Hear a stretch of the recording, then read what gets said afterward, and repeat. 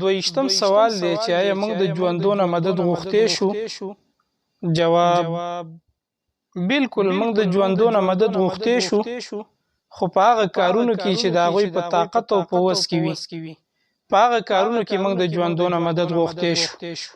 قرآن مجید کې الله سبحانه وتعالی په سورة المائده کې فرمایي: وتعاونوا علی البر والتقوى، او د یو بل سره کومک وکئ، مرستې وکئ، مدد وکئ د یو بل. علی البر والتقوى، د نیکۍ په کارونو کې او د تقوا په کارونو کې به د یو بل سره مدد کوئ. نو په هغه امورو کې د یو بل نه مدد غوښتل جایز دي چې د سړي په وس او طاقت کې وي.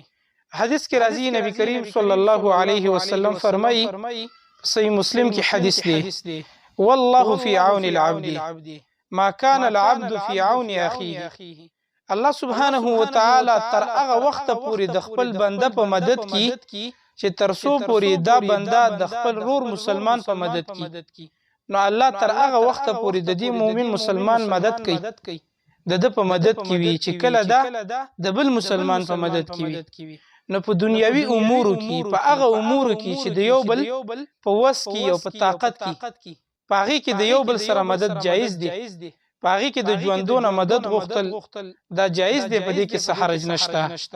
خو په هغه امورو کې به مدد نه غواړي چې د هغوی په طاقت کې نه، په وس کې نه. اوس مثال په طور باندې ته یو ژوندي ته ووایې چې یاره ما په الله باندې وبخه، نو دا خو په الله باندې بخل نشي کوي.